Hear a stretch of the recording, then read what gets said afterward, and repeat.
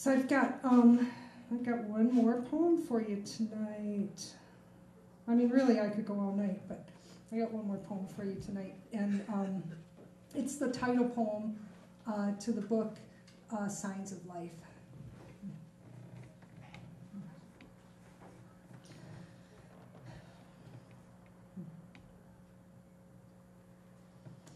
I pass you on South Boulder Road, thinking you are a tossed, crumpled towel. Your tawny fur startles my breath. Coyote, I whisper. Your breath pumps your inert sides like bellows trying to spark life from your failing fire. I U-turn at McCaslin and circle back to you to shield your body lying across the eastbound lanes. I shakily dial 911 and they give me the highway patrol and then the Department of Wildlife, and I sputter, she's alive still. Will you kill her? Yes, they tell me. We'll have to put her down. I picture a large man in a brown jacket with his shovel lifted from the back of his Ford SUV, and I feel the flat of the blade come down on my own head. I turn on my emergency flashers and edge my car close to your body, sprawled, stunned. Your breath seems quicker, deeper than when I first drove past, faster than the staccato flash of my blinkers.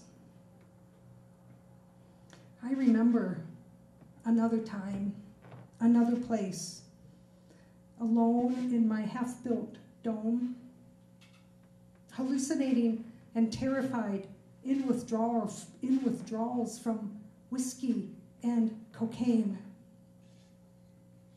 Every time I closed my eyes, dream hunters firing their shotguns next to my ear, birds falling from the sky like rain.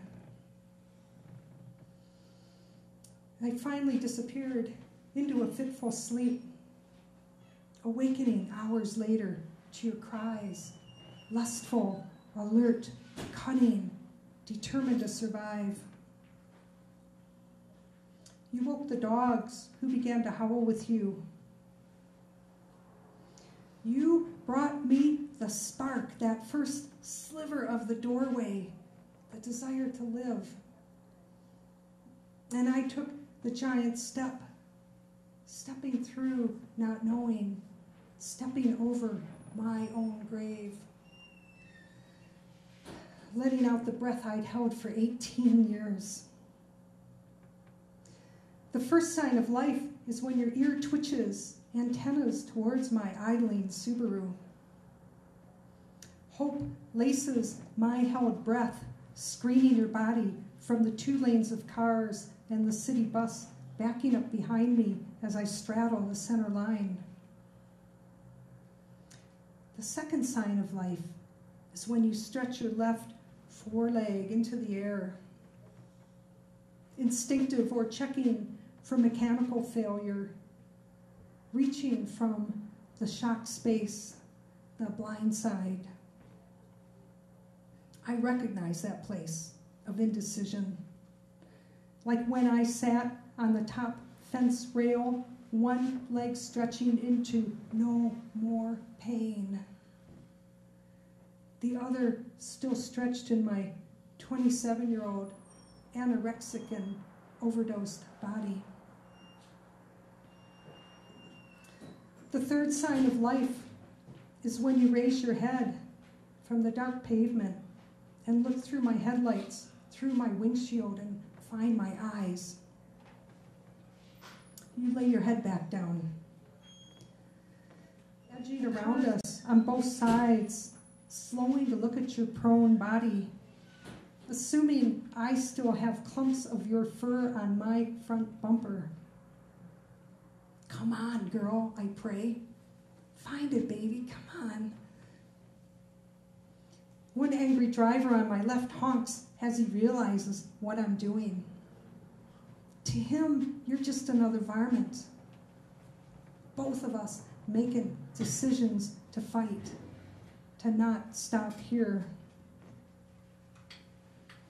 The fourth sign comes as you rock onto your side and sit up, without human arms pulling you up or out, unconscious and convulsing from a red Subaru in Bailey in 1983. Laying your body on the restaurant floor without a human voice asking, "Do you know your name?" The fifth sign is when you stagger up unsteadily and stand. As I tried to lay back down and human hands held me away from my own exodus. "Come on, girl," I pray, hoping you can still beat the shovel.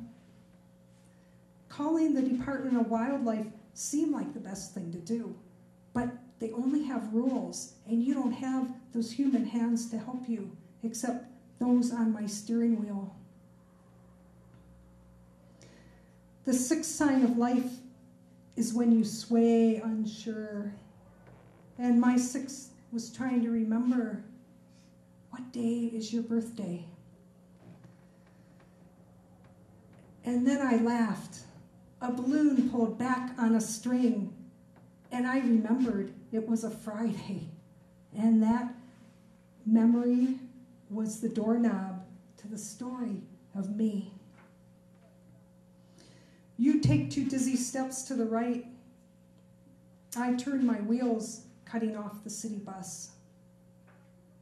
You turn a circle and face the north.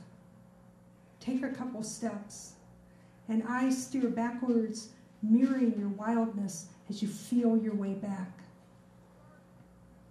I force the encroaching car behind me to stop, to be patient, to give you a chance. A seventh sign. And you leave the roadside without stagger or limp. Shiny fluid on the blacktop, I hope, is colorless. I dial back 911 and get the state patrol, who gives me the Department of Wildlife, and I tell them, never mind, she walked away this day alive. Woo! Thank you so much. Thanks, JC and Ziggies and all the poets.